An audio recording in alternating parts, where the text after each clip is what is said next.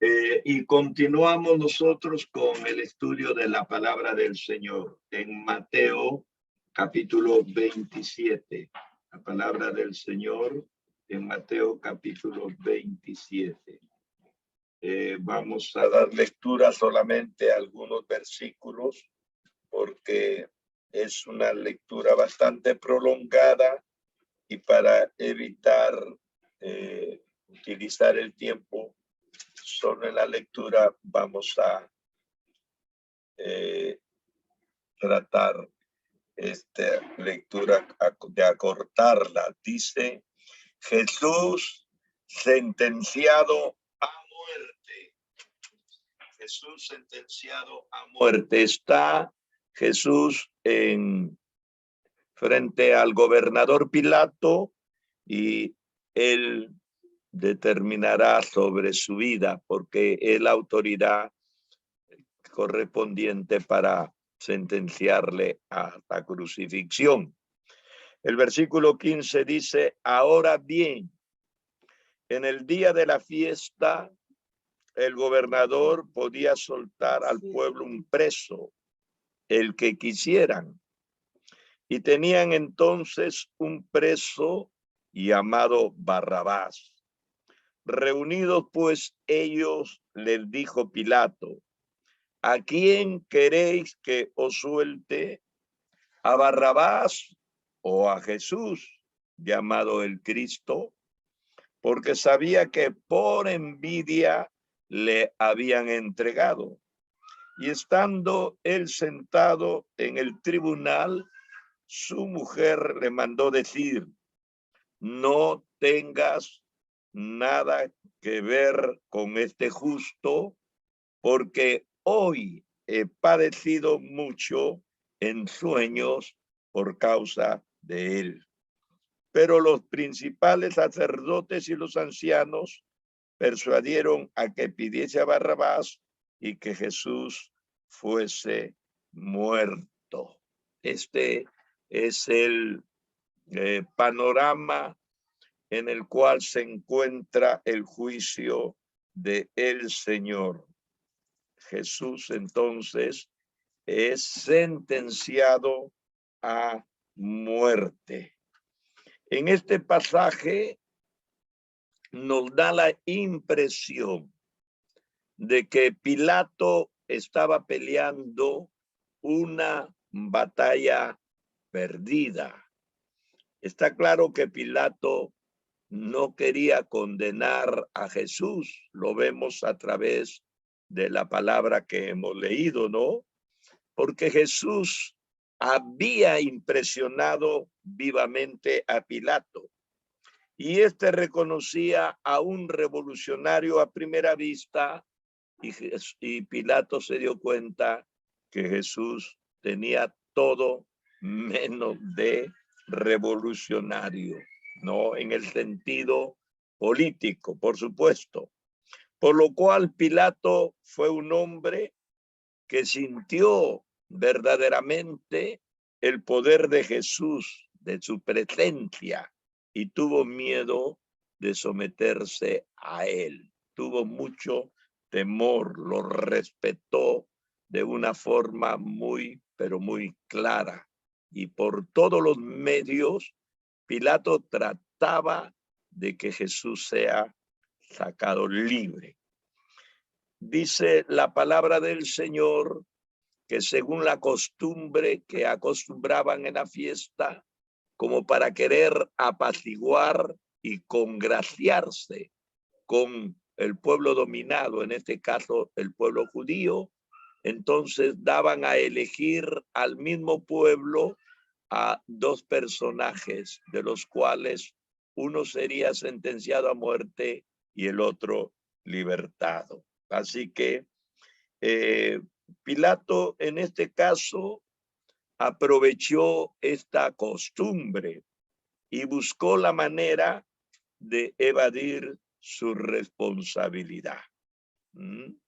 Era costumbre entonces para las autoridades romanas aplacar a los judíos con el acto de soltar a un preso judío en el tiempo de la Pascua.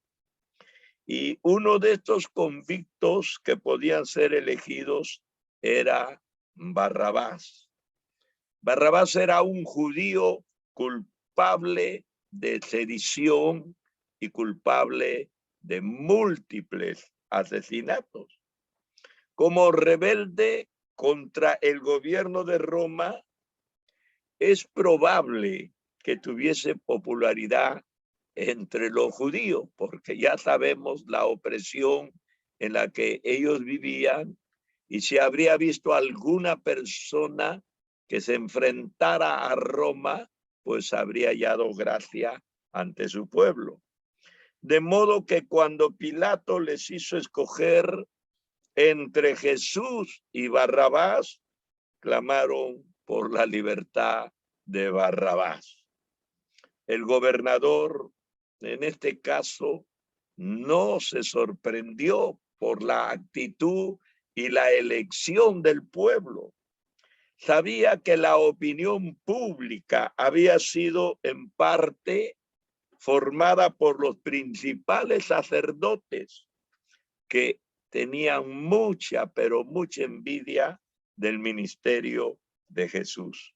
Así que el proceso, sin embargo, quedó interrumpido momentáneamente porque vino un mensajero de parte de la esposa de Pilato, apremiando a que éste adoptase una actitud de no hacer nada contra Jesús. Pues ella le dijo: he tenido un sueño muy perturbador acerca de él. Parece que la mujer era muy sensible y al enterarse de que Jesús estaba preso e iba a ser condenado y que su esposo era el que tendría que dictar la sentencia final, entonces ella entró en un estado de crisis y dice que en el sueño ella se sintió bastante mal y le advirtió a Pilato que se abstenga de tomar una decisión contra Jesús. Así que detrás de todo esto, los principales y los ancianos estaban pasando la voz de que se pidiese la liberación de Barrabás y que se pidiese también la muerte de Jesús. Así que mientras Pilato esperaba, los sacerdotes agitaban a la gente, estaban haciendo trabajo de hormiga, estaban tratando de que la gente tome una decisión, pero esta decisión, por supuesto, tenía que afectar a Jesús. Así que cuando Pilato volvió a preguntar al pueblo a quién querían liberar, el pueblo al unísono clamaron por el asesino Barrabás.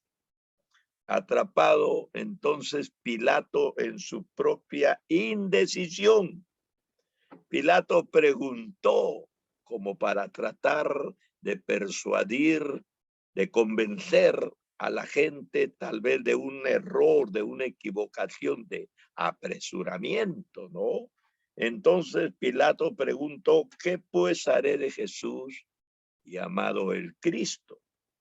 La multitud demandó unánime que fuese crucificado. Entonces no se había equivocado Pilato de ninguna manera. Esta actitud incomprensible para el gobernador lo perturbó más. ¿Por qué había de crucificar a Jesús? En realidad no estaban nada claras las acusaciones. ¿Qué crimen había cometido Jesús para que la gente quiera que muera? Pero era en realidad demasiado tarde para pedir una de liberación serena. Los ánimos estaban totalmente caldeados. La gente estaba totalmente perturbada. Se había desencadenado una histeria masiva. Resonaba el clamor, la gente ya casi sin pensar. La gente estaba actuando ya sin pensar en lo que hacía o decía. Entonces el clamor era: sea crucificado. A Pilato se le hizo evidente que la gente era implacable y que podía comenzar un motín si en caso él no accedía a esa petición colectiva. Entonces tomó la decisión, trató de zafarse de la responsabilidad de condenar a Jesús. De modo que se lavó las manos delante de la multitud, ¿no?, declarando su inocencia. Soy inocente respecto de la sangre de este acusado. Estaba claro que Pilato no quería que Jesús muera, pero también era claro que Pilato no tomó una decisión valerosa ni justa. Se dejó arrastrar por la opinión, la presión de la opinión pública. Pero el agua que usó Pilato para lavarse nunca podrá absolver a Pilato de su culpa en la más grave prevaricación en la historia de la justicia, porque fue un estado injusto, quebrantando, prevaricando, quebrantando todas las leyes de la justicia. La muchedumbre para entonces estaba demasiado frenética para preocuparse por ninguna culpa. No sentían culpa alguna. Ellos estaban dispuestos a que Jesús muera y no entendían otra cosa. Clamaron frente a la aparente, corta y débil oposición de Pilato. Ellos dijeron: su sangre sea sobre nosotros, su sangre sea nuestros hijos. ¿Hasta dónde llegaron? Estaban plenamente decididos, ¿no? Entonces, nosotros sabemos ya por la historia que devino después de la muerte de Jesús, que desde aquel entonces el pueblo de Israel ha ido dando tumbos sobre tumbos, siendo agredido, siendo destruido en la historia de la humanidad de los siglos venideros. Por ejemplo, del gueto, lugares donde ellos los asesinaban, al progrón, entraban a un programa que llamaban gueto, progrón. Del campo de concentración a los cuales los llevó Hitler a la cámara de gas. Jesús lo había dicho. Sufriendo de esta manera las consecuencias de la terrible culpa de haber rechazado a Jesús. Aún el problema no ha terminado para los judíos. Todos sabemos que ya pasó la Segunda Guerra Mundial, que los judíos ya están instalados en su propio territorio, que tienen gobierno propio, cosa que no lo tuvieron por siglos, ¿no? Pero todavía les queda por delante, según las Escrituras, el terrible tiempo de la angustia de Jacob, que son los 7 años de tribulación descritos en Mateo 24 y Apocalipsis del capítulo 6, cuando se abren los sellos, hasta el 19, cuando Cristo viene a levantar con su iglesia, ¿no? y se realizan las bodas del Cordero. La maldición entonces seguiría sobre ellos hasta que reconozcan al rechazado como su Mesías y su Rey. Un día lo van a reconocer. Totalmente es verdad. Pero qué lástima que de una forma tan extemporánea y de una forma tan tremendamente diezmados por el sufrimiento y el exterminio a los cuales ellos mismos se opusieron. La sangre de él sea sobre nosotros, su sangre sea sobre nuestros hijos. O sea, ellos pidieron la maldición abiertamente. Con tal de conseguir la muerte de Jesús, no les importó sufrir las maldiciones venideras. Pilato soltó a Barrabás y el espíritu de Barrabás ha dominado al mundo desde entonces. ¿Qué pasa? Que el asesino sigue en el trono gobernando y el justo sigue siendo rechazado. Entonces, como era de costumbre, el condenado fue azotado. Este era ya la última forma de tratar al condenado antes de que sea colgado, ¿no? Le aplicaron a sus espaldas el gran azote de acero con fragmentos de acero, de metal afilado y el azote de cuero. Y cada golpe abría la carne y provocaba un gran desgarramiento. Eran azotes especiales precisamente para los que iban a ser condenados. Ahora, en realidad ya no quedaba nada más que hacer aquel gobernador sin carácter. Lo había jugado todo y en su debilidad había sido vencido por la opinión pública y había cometido el error de soltar a un culpable y condenar a un inocente. Entonces Pilato terminó entregando a Jesús a las autoridades para ser crucificado.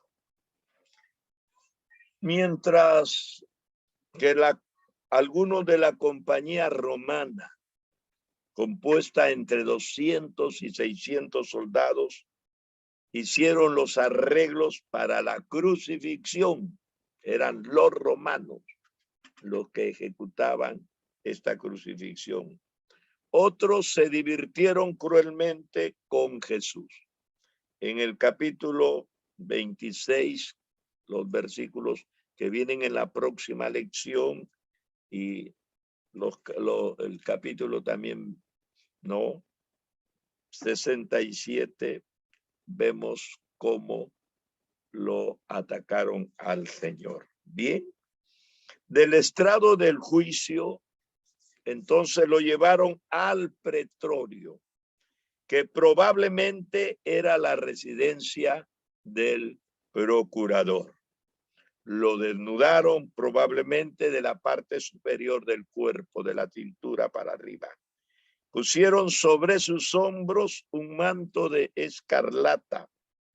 El manto tal vez sería una bufanda desgastada de Pilato o un saco desgastado de los soldados.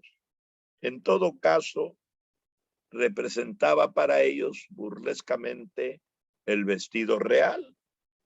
Faltaba la corona y le fabricaron una corona de espinas y una caña como cetro para completar su equipo de rey. Todo era una burla, todo era un escarnio. Entendieron que él pretendía ser rey, porque de eso lo acusaban. Pero para aquellos era un pobre ejemplo de rey. Para ellos era un ejemplo de un rey débil, de un rey derrotado, de un rey impotente. La parodia que ellos representaron estaba completa. Su desprecio de Jesús llegó al colmo. Escupían sobre él y le golpeaban en la cabeza con la caña. Sacaron el manto de escarlata y lo vistieron de sus propios vestidos, o sea, la túnica de Jesús, pero aparentemente dejaron la corona de espinas. Por eso es que en la figura del Calvario se ve precisamente a Jesús con esa corona en la cabeza, porque no se la quitaron, la dejaron allí.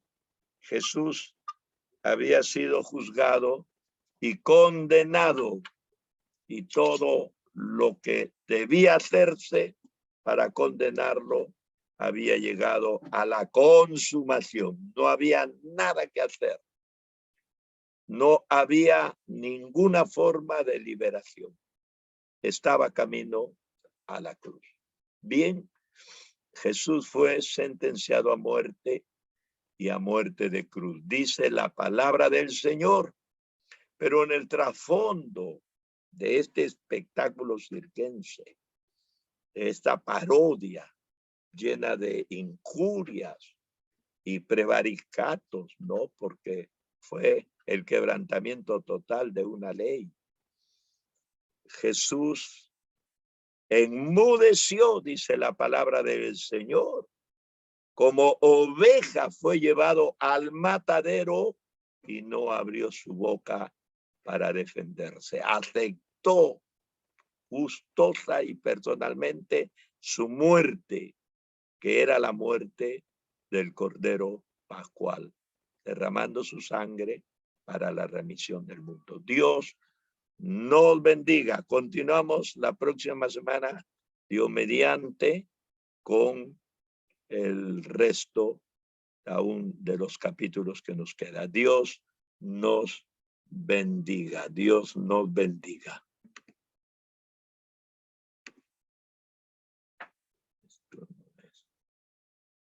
Gloria al Señor. Entonces, vamos a terminar